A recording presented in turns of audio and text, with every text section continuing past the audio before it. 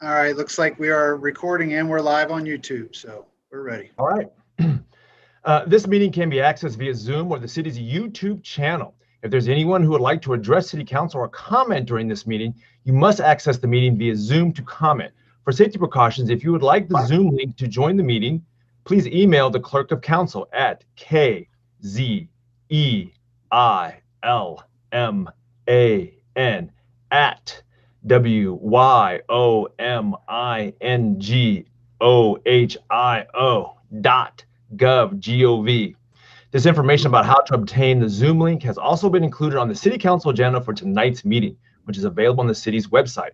When joining via the Zoom link, please raise your virtual hand to comment or address City Council. I would like to call to order this meeting of the Wyoming City Council. Would the clerk please call the roll? Ms. Averett? Here. Ms. Stancorp Taylor? Here. Mr. Delgado? Here. Mr. Green? Present. Mr. O'Reilly? Here. Mayor Hoffmeister? Here.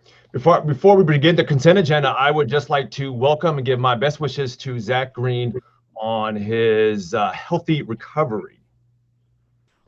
There are 4 items on the consent agenda. They are December 14th, 2020 City Council meeting minutes, a resolution requesting the Hamilton County Auditor to make advance payment of taxes, resolution authorizing the city manager to enter into a contract with custom landscape contractors for construction services for the Wyoming Civic Center Courtyard project, resolution approving amendments to the bylaws of the Miami Valley Risk Management Association, and authorizing the city manager to execute the necessary agreements.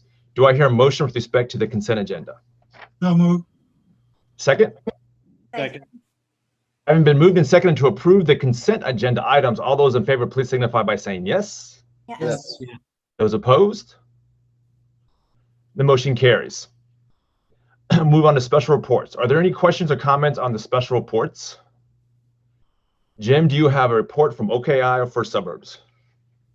Things are proceeding well in both entities. OKI is working vigorously on plans for the new infrastructure legislation, which will increase the amount of capital available in the tri-state area. We're trying to determine now how much it will be, and then to work with Senator Portman to get the appropriate allocation for Southwest Ohio. On the First Suburbs, we've had numerous discussions. I've been elected vice president of First Suburbs for this year, and we're working toward an accommodation of some of the issues that have been difficult in the past. But both organizations are moving along well, and we welcome any questions or participation by any elected officials. That's all.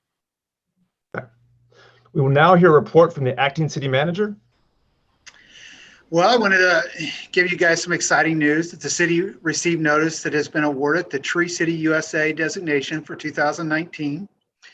Tree City USA status is achieved by meeting 4 core standards of sound urban forestry management, maintaining a tree board or department, having a community tree ordinance, and spending at least $2 per capita on urban forestry and celebrating Arbor Day. This represents our 27th consecutive year of receiving this designation. And the city has also received the Growth Award for 2019 from the Arbor Day Foundation. The Tree City USA Growth Award is presented by the Arbor Day Foundation to participating Tree City USA communities that demonstrate higher levels of tree care and community engagement during the calendar year. The Growth Award recognizes major milestones and annual activities in the 5 categories that combine to build sustainable community forestry programs over the long term. This is the 2nd time we've received this award, and it was due largely in part to the completion of the city's tree inventory conducted by the Urban Forestry and Beautification Committee. So 2 things to be very proud of. I also wanted to give an update just on vaccinations. I know that there's a lot of conversation about vaccinations, and just wanted you to know that we're going to keep the Facebook page current with what we know is coming out as far as the vaccinations. So you can follow the city's Facebook page for the most up-to-date information or links to where that is. Currently, Hamilton County is vaccinating everyone in the 1A population, which includes healthcare workers, residents and staff at nursing homes and assisted living facilities. patients and staff of state psychiatric hospitals, people with intellectual disabilities, and those with mental illnesses who live in group homes or centers, and staff at those locations. We're also doing Ohio Veterans Homes and EMS responders. And then starting this week, the January 19th, Ohioans 80 years of age and older are eligible to receive those vaccinations.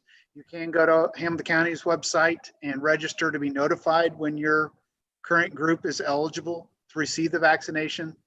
And I'm sure this will be a constant changing, we'll be constantly changing information. So keep in mind, we'll keep as updated as possible through our Facebook page.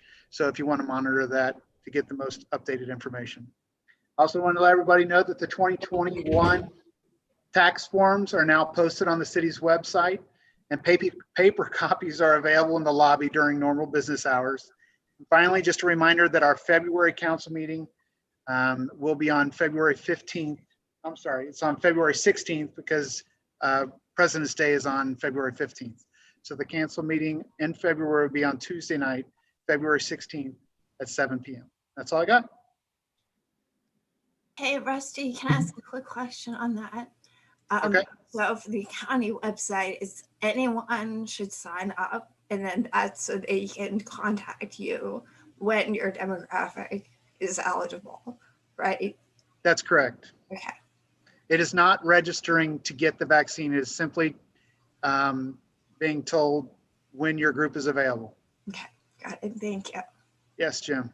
I'd just like the minutes to reflect our appreciation for the work of Dr. Brad Bonham and the others on the Urban Forestry and Beautification Board in getting this done. It's a very good project, and we appreciate their efforts. Just a correction, Dr. Bonham has never served on the Urban Forestry Board.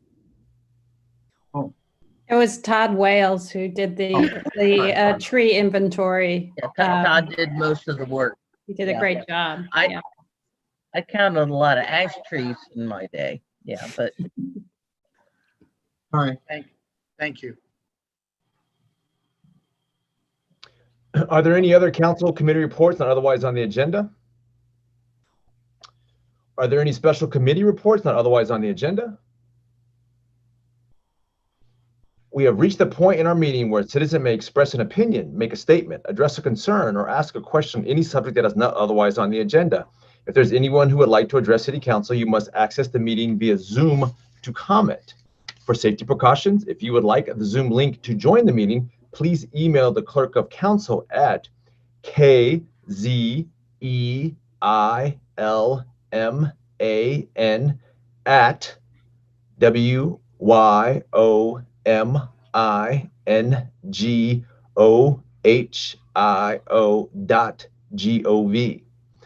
This information about how to obtain the Zoom link has also been included on the City Council agenda for tonight's meeting, which is available on the city's website. When joining via the Zoom link, please raise your virtual hand to comment or address City Council. Please state your name and address before addressing City Council. Comments will be recorded in the minutes and passed along to be addressed by the appropriate staff or City Council committee as needed.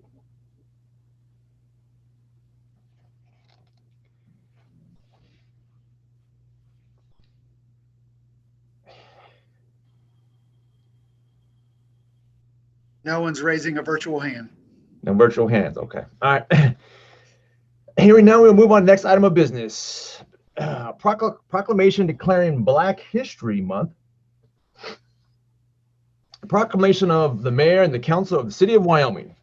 Whereas the life and vitality of our nation is enriched and strengthened by the diversity of the peoples and cultures that encompasses, and whereas the unique spirit of America was forged by the labor and struggle of those diverse peoples who were thrust together as our nation was being built, and whereas Black Americans have contributed to this richness of life and vitality of spirit by their accomplishments in every facet of human endeavor, and whereas Black Americans have provided a leadership role in the formation of this nation's true strength, its diversity, and whereas even today there is a continuing struggle for mutual understanding amongst people who have common goals and aspirations but have clearly different histories, and whereas the existence of a common vision of the future that brings us together with a unity of purpose and helps create a true sense of community, And whereas it is especially important that each new generation come to know their ancestral history and to learn of the contributions, accomplishments, and sacrifices of their forebears in order to create a better future for all. Now, therefore, be it resolved that the mayor and council of the city of Wyoming, Ohio, on behalf of all citizens and residents of the city, do proclaim the month of February in the year 2021 as Black History Month, given under my hand this 19th day of January in the year 2021. Next item of business, resolution honoring the services of Carolyn Ammerman serving on the Environmental Stewardship Commission. A resolution honoring the services of Carolyn Ammerman on the Environmental Stewardship Commission of the city of Wyoming, Ohio. Whereas Carolyn Ammerman, out of a commitment to the environment and a sense of civic duty, has served her neighbors and fellow citizens as a member of the Environmental Stewardship Commission since 2012, and has worked to enable the people of this community to have a high awareness of the importance of preserving the Earth's resources to the benefit of future generations. And whereas the 3 R's of reuse, reduce, and recycle have become a vital part of the lives of all the residents of our city due to the diligent and ongoing efforts of Carolyn and her colleagues of the Environmental Stewardship Commission. And whereas in all things pertaining to environmental stewardship, Caroline has worked openly and with great care to research the options, engage the community, and provide counsel with the results of her insights and knowledge. And whereas with Caroline's help, guidance, and wisdom, the city has created and maintained a model program for solid waste reduction and recycling that is recognized for its leadership and innovation by other jurisdictions around the state of Ohio. And now therefore be it resolved, the Council of the City of Wyoming, on behalf of the people of the city, wishes to thank Caroline for her steadfast service and creative contributions to our community, and be it further resolved that a copy of this resolution be spread upon the minutes of the Council of the City of Wyoming and be presented to Caroline Ammerman as but a small token of our continuing appreciation and esteem, passed in the council chambers of the City of Wyoming this 19th day of January 2021. Next, resolution honoring the services of Brian Kwiatkowski serving on the Environmental Stewardship Commission. A resolution honoring the service of Brian Kwiatkowski on the Environmental Stewardship Commission on the City of Wyoming of Ohio. Whereas Brian Kwiatkowski, out of the commitment to the environment and sense of civic duty, has served his neighbors and fellow citizens as a member of the Environmental Stewardship Commission since 2010, and has worked to enable the people of this community to have a high awareness of the importance of preserving the Earth's resources to the benefit of the future generations. And whereas the 3 R's of reuse, reduce, and recycle have become a vital part of the lives of all the residents of our city due to the diligent ongoing efforts of Brian and his colleagues on the Environmental Stewardship Commission. And whereas in all things pertaining to environmental stewardship, Brian has worked openly and with great care to research the options, engage the community, and to provide counsel with the results and his insights and knowledge. And whereas with Brian's help, guidance, and wisdom, the city has created and maintained a model program for solid waste and reduction and recycling that is recognized for its leadership and innovation by other jurisdictions around the state of Ohio. And now therefore be it resolved that the council and the City of Wyoming, on behalf of the people of the city, wishes to thank Brian for his steadfast service and creative contributions to our community. And be it further resolved that a copy of this resolution be spread upon the minutes of the Council of the City of Wyoming and be presented to Brian Kwiatkowski as but a small token of our continuing appreciation and esteem, passed in this council chambers of the City of Wyoming this 19th day of January 2021.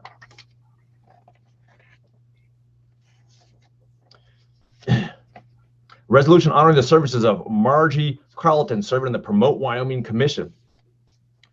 A resolution honoring the services of Margie Carlton on the Promote Wyoming Commission of the City of Wyoming, Ohio. Whereas Margie Carlton has served her fellow citizens of the City of Wyoming as a member of the Promote Wyoming Commission since 2015. And whereas Margie has shown a deep and abiding interest in promoting all aspects of the City of Wyoming to current and future residents. And whereas Margie has assisted with marketing efforts, branding, planning, and promotion of community events and communication efforts. And whereas Margie has graciously given of her talent and expertise in this volunteer service to the community and in all of her actions and deliberations on the commission. Margie has shown herself to be a person of conviction and commitment, advocate of her beliefs. And now therefore be it resolved that the Council of the City of Wyoming, on behalf of the people of the city, wishes to thank Margie Carlton for her service to the people of the City of Wyoming, And be it further resolved that a copy of this resolution be spread upon the minutes of the Council of the City of Wyoming and be presented to Margie as but a small token of our continuing appreciation and esteem, passed in this council chambers of the City of Wyoming, Ohio, this 19th day of January 2021. Resolution authorizing the city manager to apply for, accept, and enter into a cooperative agreement for the construction of the Hilltop Park 1 mg ground storage tank improvements project between the City of Wyoming and the Ohio Water Development Authority. Mayor and council, I'd be glad to speak on this. The purpose of this legislation is to allow the City of Wyoming Waterworks to pursue a loan from the Ohio Water Development Authority for the replacement of the reservoir roof. We have planned this project for the fall of 2021. The water reservoir at Hilltop Park is over 70 years old, and we performed 3 investigations over the last 15 years, and the reservoir is in great shape except for the roof. The roof is failing, there's spalling and deterioration. So this project is, we propose to replace the roof. The cost is just under $600,000. Since the reservoir will be out of service, we're also proposing to do some minor improvements to improve the reservoir for years to come. And that includes some safety improvements such as new ladders, new overflows. And lastly, for water quality, we propose a new mixer installed in that. We're finding that some of our water is not getting mixed in our reservoir, and therefore we're actually having some older water get in our system. So we're planning to mix that up and therefore improve some of our water tests and improve our water quality going forward. So approximately 2/3 of the cost is for roof replacement. The rest is for these other upgrades. And we hope to have it in service, as I said, about 3 months, September, October, November. By around Thanksgiving, we hope to be back in service. That's my report. Mike, can I ask a quick question? So, and I know I'm always emailing you asking about minutia in those water reports that I'm not a water expert. So how can you tell about the old, what does old water mean? And then how can you decide for the add in those reports, just as we're reading it, so we can follow along, maybe see what you're saying? Well, we've seen some, as our water quantity that we sell each year, as it's going down, we've seen our water is getting a little older, and we've looked into getting a mixer previously to improve this. And the way we can verify that, or we think that the water is getting older, is because some of our water, our chlorine tests, sometimes it reacts with water and it creates a potential contaminant. They're called total trihalomethanes, and we are trying to reduce those as much as possible. We're well within EPA limits, but we like to be even lower. And so that's, while we're out of service, we thought, let's put this in now. We're putting in a passive mixer, so there's no moving parts. So hopefully we never have to do any maintenance on it, and it'll run for the next 70 years like previously. Thank you. Thank you. Mike, does this reservoir, it services the entire hill area? Is that correct or incorrect? Well, interesting the way the system is set up. All the water that we treat is pumped to the reservoir, and then it's pumped out of the reservoir into the water tower. The water tower serves up on the hill, and the reservoir essentially serves the valley. But as I said, you pump out of that to serve the hill. So it really serves the whole city of Wyoming. And therefore, we're going to be using Greater Cincinnati water during this project until we get back to our system. Actually, a combination is what we're hoping to do. Right. Thank you. And from beginning to end, what's the timeline on it? Well, I don't have a final timeline. We're tentatively planning to bid the project, I think, in March as they need a time to assemble the roof. And then actually the project construction will start around September 1st, and about a 3 month project estimate. We're going to get that finalized, but approximately 3 month timeline. We hope to do it when the water usage is a little lower and before it gets real cold in the wintertime. You answered 2 of my questions. Thank you. Do I hear a motion with respect to the resolution? So moved. Second? Having been moved and seconded to adopt the resolution, all those in favor, please signify by saying yes. Yes. Yes. Yeah. Those opposed? The motion carries. We'll now have a fourth quarter financial summary. I'll turn over to Jeremiah. Good evening. Tonight I do have the fourth quarter financial summary. I'm going to share my screen. I have a PowerPoint.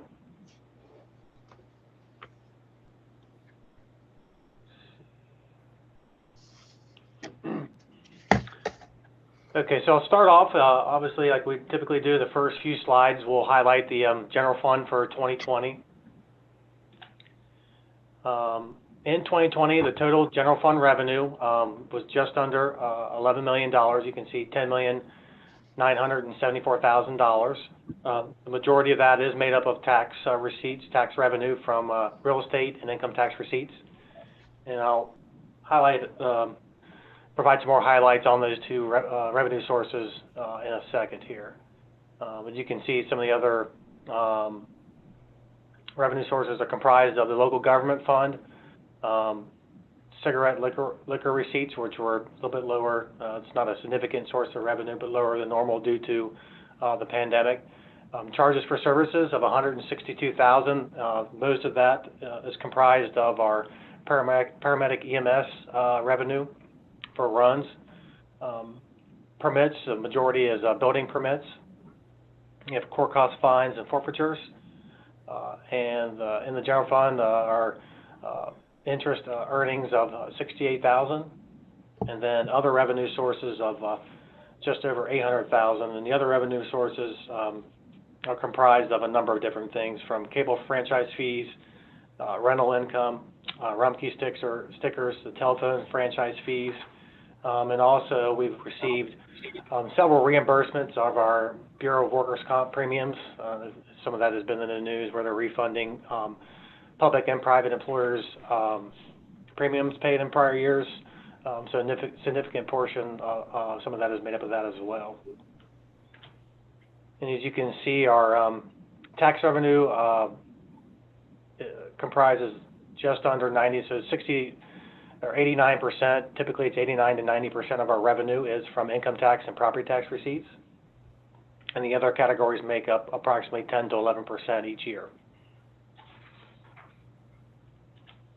In terms of general fund expenditures were $9.3 million. You can see really the top three, or the most of the expenditures, are comprised of the police department, other operating expenditures, public works facilities. You can see in this chart shows you the other operating costs are comprised of our pension liabilities, Social Security, Medicare, workers' comp premium that we did pay in 2020, the liability insurance.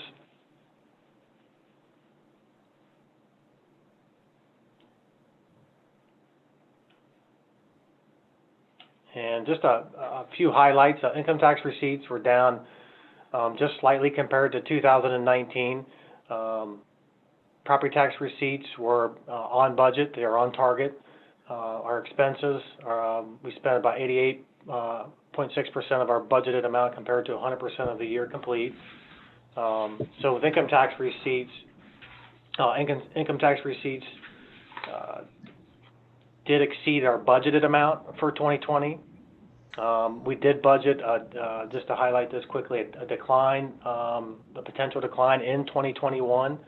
So we're still monitoring that revenue source very close to see if there is any impact in the next few months due to the pandemic and COVID-19. Once we get through the first 4 months of the year through April 30th, that'll be a full year year's worth of income tax receipts in this time frame, and we can basically have a better grasp at that point of what impact, if any, there will be to income tax receipts. The next two slides highlight the recreation fund. Total revenue in 2020 of $381,000. I will highlight here that in 2020, the greatest impact in terms of our revenue loss has been in the recreation fund. To give you the comparison, in 2019, the total revenue was just over $1 million. So we've had over a $600,000 decline in revenue in the recreation fund. In our expenditures, we're just under $720,000. In 2019, our total expenditures were $1.2 million. So we've also worked to reduce expenditures in relation to the lost revenue in the rec fund.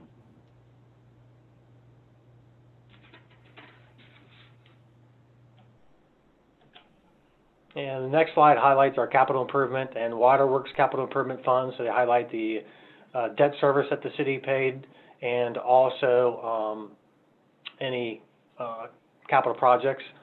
The majority of the capital projects are related to the cattleman property improvements, the turf fields. You can see in 2020, $2.1 million were spent on those projects. We also have the remainder of the Springfield Pike project, which is a combination of loan and grant of $1.2 million. Some sidewalk repairs that were really leftover repairs from 2019.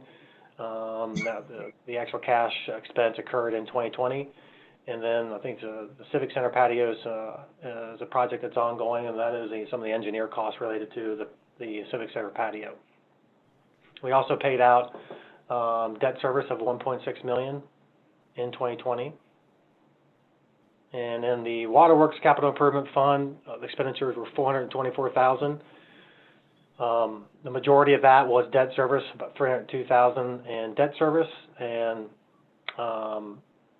some other smaller projects. Some of these are still were on prior reports, but the emergency connection with Cincinnati Waterworks of $13,900, water risk assessment, the GIS development, and then the engineering for the water reservoir project.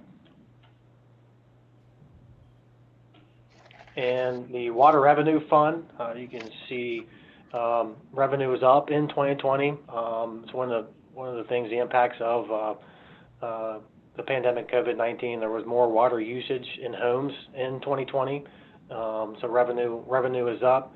The expenditures are on target and on pace for what was budgeted. It's slightly under our budgeted amount.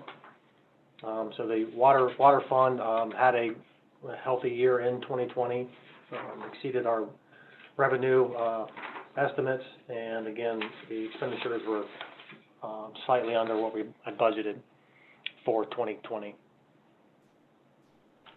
And the last slide I've had just highlights two of what we classify as our non-major funds. There are some of the smaller funds of the city, but they are two of the larger of those non-major funds: Street Construction Fund and State Highway Fund. You can see a revenue of $531,000 in the Street Construction Fund and $44,000 in the State Highway Fund. And the expenses of $275,000 and $14,800 in the State Highway Fund. And the State Highway Fund is the revenue and expenditures all relate to Springfield Pike.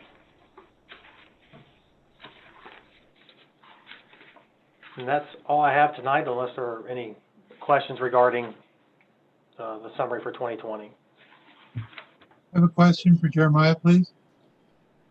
Yes. Jeremiah, last year, the IRS moved the deadline from April into a later time in the year. They might do that again this year. Of course, I don't know. Did it affect our ability to pay our bills that our income tax was delayed? It didn't impact cash flow. Obviously, one of the things we did during this process was to reduce our expenditures and try to cut costs where we could to hold on to cash in anticipation of any of those types of issues. We also receive in that time frame our property tax revenue, and we also are carrying over. Our carryover this year is larger than anticipated, mostly due to the CARES Act dollars that the city received. So that will also help offset any delay or change in date of our, for income tax receipts. So we're in a position to weather that if that does happen. Obviously, we would prefer to keep things as they typically are. And a second question, there's discussion by the Biden administration of capital infrastructure at the state and local level as part of the stimulus that they're discussing. We have a prioritization of what we would spend it upon if we were to get an extra $1 million or something like that from the federal government in 2021. Sure, we do have we have our 5-year capital improvement plan that kind of basically lays out what our priorities are and in which year. So and that could be a starting point of looking at potential projects that could be funded by any capital dollars that we receive from federal, state government. Thank you. Sure.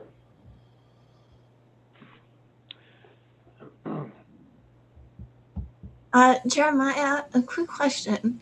Yes. The gasoline tax. Yes. Oh, I'm so sorry, my cat was just jumping in front of my computer. The gasoline tax. Am I right?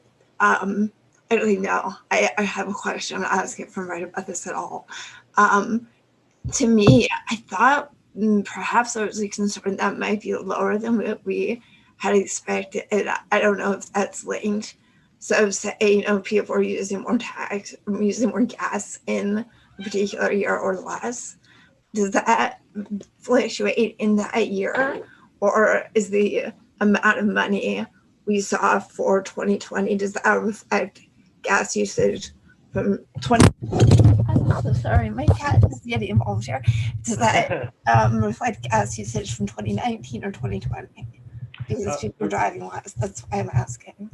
Sure, the revenue is from 2020. If you do recall, there was an increase in the gas tax, so that's why you don't see really any drop in revenue. There's actually the city took in more in revenue in 2020 than in the prior year because of the increase in the gas tax. So in the street construction from the state highway fund, it's gas tax, the county city license fees, and auto license fees. And all those were within 95 to 100% of our budgeted revenue in those funds. So at this point, I would not anticipate a drop in revenue in 2021. I think we'll hold basically kind of flat in where we are now. So there wasn't really much of an impact in our revenue. And again, like I said, the gas tax was increased in 2020, which helped offset if there was any drop in consumption. Obviously, I don't have any reports on the consumption of it, but typically they're basically they pay us, or I should say the tax receipts come in on a monthly basis. So we receive those every month, and we can compare those to the prior period to see what those, and they didn't fluctuate that much compared to the prior period. Got it. So the lack of fluctuation was likely due to that increase. So it's conceivable. Right. Usage is higher this year. That number may go up. But correct. It could exactly could. Okay. Yeah, it could increase.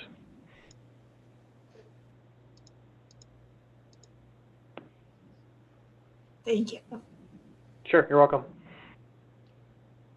Do I hear a motion with respect to the report? It is recommended the report be received. So moved. Second? Second. Is there any discussion? Having been moved and seconded to receive the report, all those in favor, please signify by saying yes. Yes. Yes. Yes. Those opposed? The motion carries. We'll now move on to new business not otherwise on the agenda. Does anyone have any new business not otherwise on the agenda?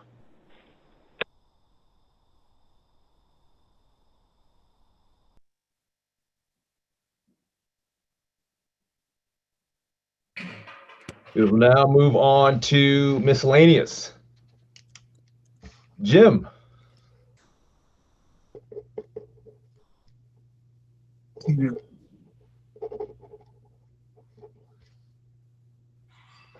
Nancy.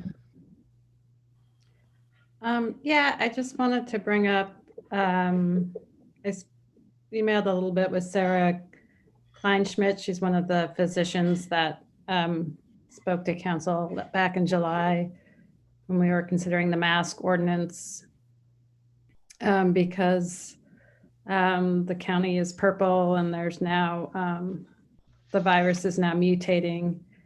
And I had been reading about that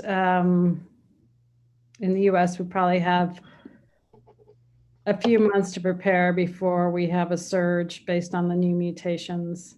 And was curious if there was anything local government could do to prepare for that. And she's not an expert. And of course, it's really early to say. I mean, there's a number of new mutations. But I thought it was interesting. She did mention that, and I wanted to ask Rusty, she was wondering what kind of protocols are in place for the city employees. Are they getting routine screening until they can get vaccinated? She said the county has a program to help shoulder the costs if that's an issue. We're not having routine screening when anybody does have an exposure or they feel that they need to be have a test done. They can go do that. Our city's covering the cost of those tests, so the employee is not out for that expense. And then, but that's voluntary, depending on the employee. So there is no routine screening going on at all? There's no routine screening, no. Okay. I can tell you that the fire department gave out 40 doses of vaccine over the last several weeks, mostly to police and EMS responders, first responders. They had 40 doses to give out, so those were given out. So those people will be getting their second dose in the coming weeks. Yeah, that's great. I guess there is some concern if the virus mutates enough, it could be the vaccine can be less effective, but supposedly we'll know in a few weeks, at least for the UK variant. And I certainly hope that doesn't happen. But anyway, the other thing Sarah mentioned is that being maskless indoors is obviously the most risky thing you can do. And she said she would encourage people to be very careful about eating indoors at restaurants, even if obviously you can't eat and wear a mask. And I think a number of our restaurants, including Tila now, I think, are not having indoor dining, but that's just something for, I guess, if it got really bad, for the city to consider. If there's some sort of incentives financially we can offer to keep people from eating indoors in terms of if we saw any really bad surge. So I just wanted to bring that up as something to think about, to be proactive about it. And that's all I have. Thank you. Zach? Just again, Mayor, thank you for the well wishes and the prayers and everything from the community and the other council members. It was greatly appreciated. So everyone stay safe, wear your mask, stay distant, and use barriers when you can't do it. Al? No, I don't have anything. Thank you. It's good to see you, Zach. Likewise. Sarah? Yeah, I wanted to share some news. I received a text message toward the end of December from our state representative, Cedric Denson, saying that he was in Finance Committee and the money that was proposed through the state budget process, capital budget process, actually went through. So the $150,000 for Crescent Park, which honestly I kind of had given up on what was going to happen with that state budget, because I think they were supposed to vote on it in the spring, and then we had a pandemic and it got put on hold.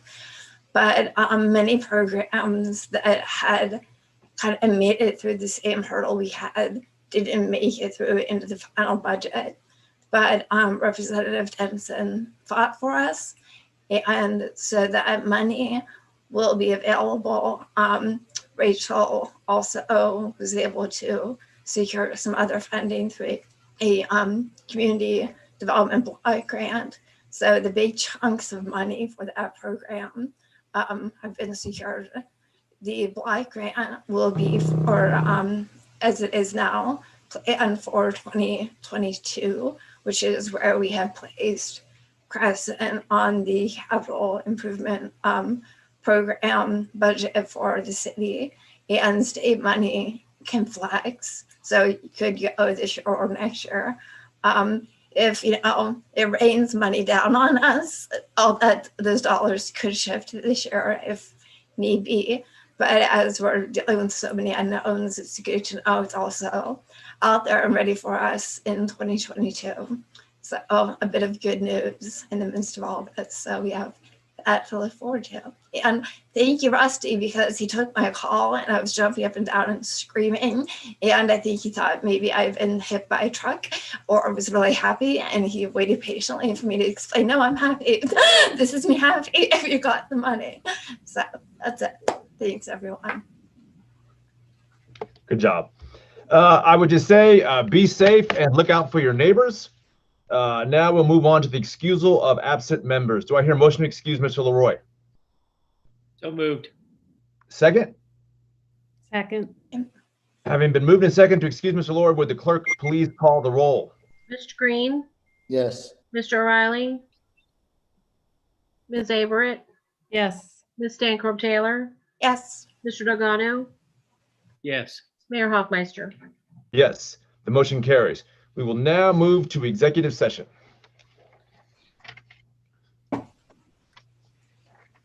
Oh, excuse me. Under section 121.03B1 of the codified ordinances of the city of Wyoming, council may adjourn to executive session to consider appointments to city boards and commissions, specifically the Historic Preservation Commission, the Civil Service Commission, the Promote Wyoming Commission, and the Income Tax Review Board. Do I hear a motion to adjourn to executive session? So moved. Second? Second. And been moved and second to adjourn to the executive session. Will the clerk please call the roll?